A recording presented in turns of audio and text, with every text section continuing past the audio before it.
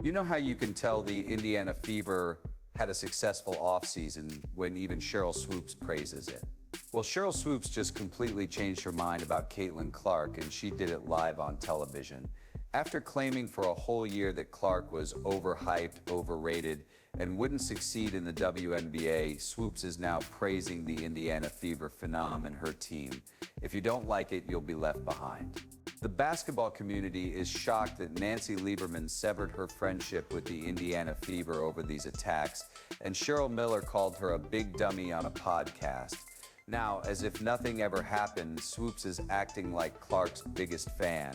The receipts don't lie, and I have them all right here. Are you ready to hear what Swoopes said? Let's go to all of our surprises.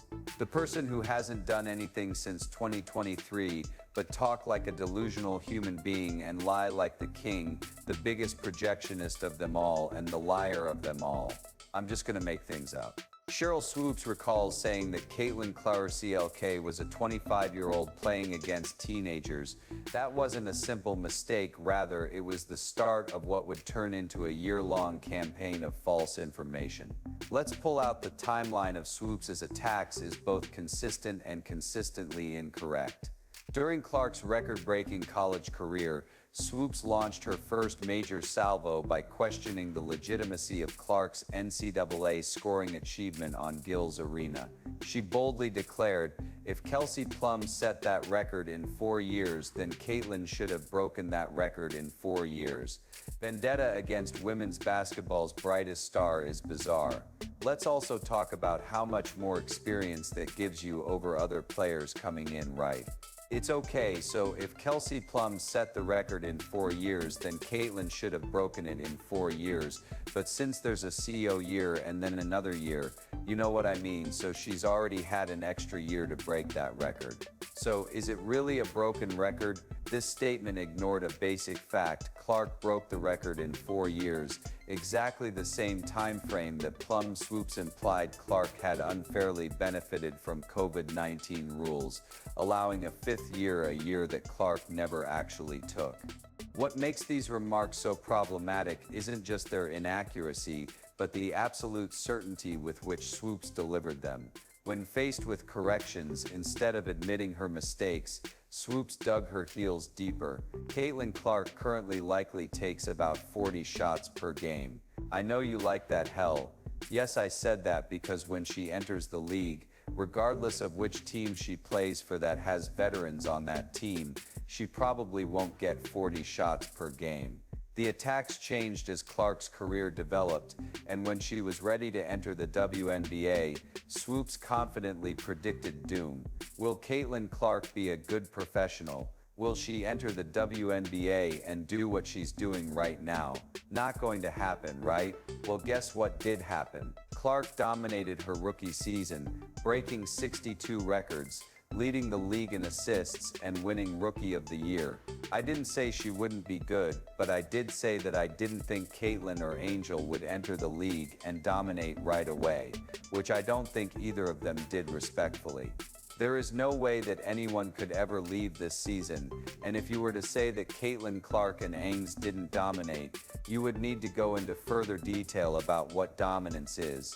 Even though the season showed her to be mistaken on the court, Swoopes directed her criticisms towards the rest of the team and the culture. She claimed that the circus that the Caitlin Clark fandom had created a toxic environment in the locker room, and that players were saying, "Yeah, that's not my point.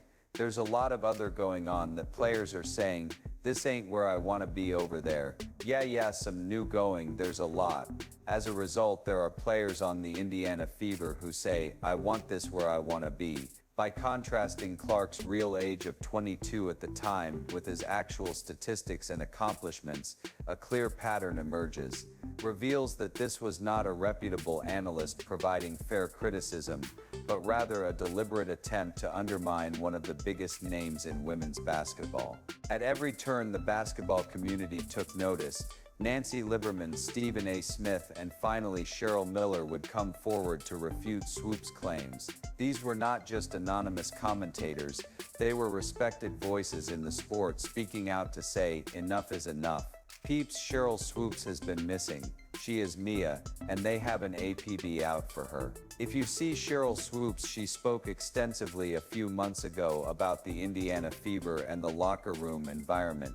She talked a lot about how people didn't want to play there and wanted to leave. Lieberman and a 30-year friendship were completely destroyed as Swoopes continued her campaign against Clark. I knew Sheryl Lawn while she was in college, and I helped her get a shoe deal with Nike in 1993, which led her to her first SBS. I've known Sheryl, I've coached her, and I have a lot of respect for her. I called her when Caitlin was still playing at Iowa, and she had just broken Maravich's record, and it was all over the place. You and I have discussed that. Sheryl once said, you know, Caitlin was 25 years old, but 24 years old. She was a 50-year senior and she was taking 40 shots a game. The tipping point occurred when Lieberman, one of the most reputable voices in women's basketball, tried to speak privately with her longtime friend Swoopes. I called her a friend and I told her that although you can say whatever you want, you must get the statistics right. This wasn't just a friendly argument between co-workers. Lieberman was attempting to preserve both the truth and a friendship. I got off the treadmill and I told her that you can say whatever you want and you do have your own opinion about anybody. Facts matter. Respects your opinion, and you know that it's acceptable to have different views. She then got on the phone with me and I said, Sheryl, you know that I'm not doing anything to hurt you, I'm just sharing, we're talking, and so our relationship pretty much is not happening at this point. I tried to talk to her during the Final Four, but she refused to talk to me, saying that my life is going to be good or great with or without Sheryl Swoopes in it. Swoopes didn't take the criticism well, and according to Lieberman, the relationship between these two basketball legends is now essentially over. They haven't spoken since that conversation, which marked an extraordinary moment when defending Clark's. It was not just media drama, it was something unprecedented in basketball culture, with respected figures actively using their platforms to counter what they perceived as an unfair campaign against a rising star. Lieberman's accomplishments literally cost him a long-standing friendship in basketball circles. There seems to be some hate in the league regarding Clark, starting with WNBA legend Sheryl Swoopes herself.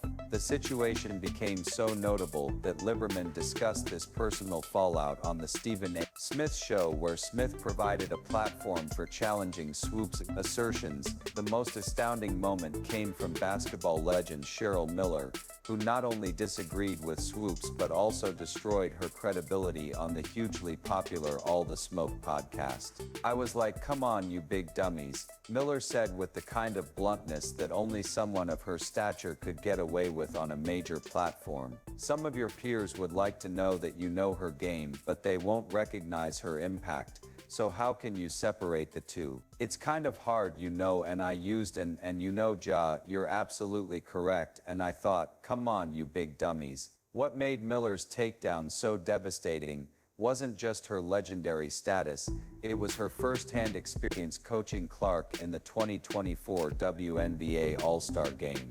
Miller offered genuine insights instead of conjecture, praising Clark's exceptional court vision and pointing out that the one thing about that young lady's game that I don't think people really appreciate is that she can pass. Miller described Clark as viewing the game in 3D, providing a sophisticated basketball analysis that directly contradicted SWS's simplistic dismissals. This wasn't just another talking head weighing in, it was basketball legend Cheryl Miller, a basketball legend using her position to defend Clark's legitimacy, exposing the hypocrisy of Swoopes' criticisms at the same time.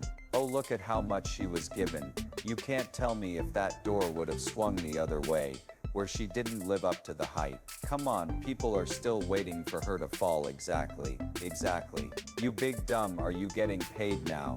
What's amazing isn't just that these basketball greats stood up for Clark, they risked their professional relationships and reputations to do so. Such actions don't happen over insignificant arguments, rather they occur when esteemed individuals realize something is essentially unfair and feel compelled to speak out.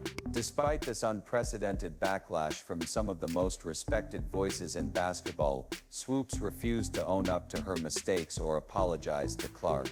Legends criticize criticism seemed to further solidify her position, implying that her campaign against Clark had evolved from basketball analysis into something more personal. "I didn't realize how talented she was, how well she saw the game, and how a 3D version thinker defensively a lot better than I thought and gave her credit for. After watching her and spending a little time with her, I've learned to take a step back and let these kids be themselves." After months of steadfast opposition and doubling down against mounting evidence, Swoopes performed the most stunning reversal in sports commentary history, and the timing couldn't be more suspicious. In a recent interview that has gone viral, Swoopes, who for a whole year dismissed Clark's abilities, suddenly changed her mind and praised the Indiana Fever as legitimate championship contenders for the upcoming season, the same team she previously insisted would struggle despite Clark's presence. With surprising enthusiasm, Swoopes highlighted Clark getting stronger and praised the Fever's off-season acquisitions,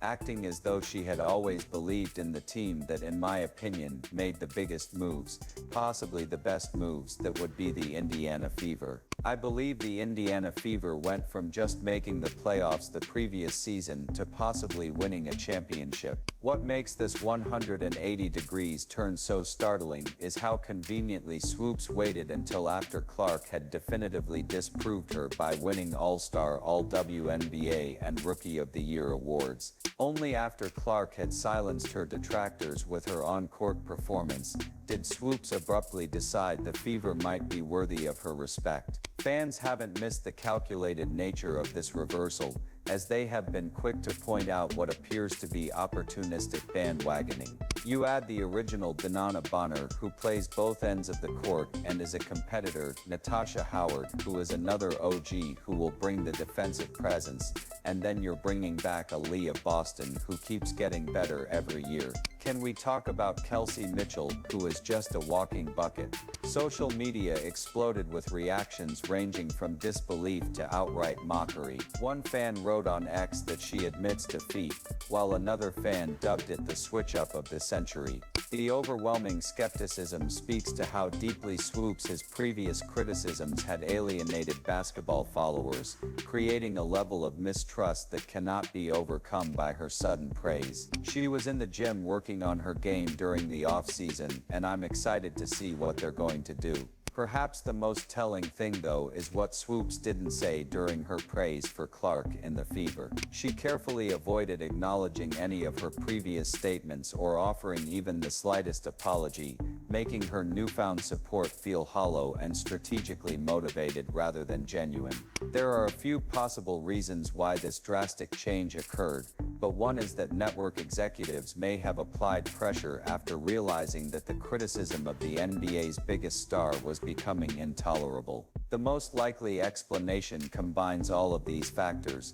Perhaps Swoopes finally realized she was on the wrong side of basketball history as Clark's popularity and success continued to soar. Or perhaps external pressures like maintaining relevance in the media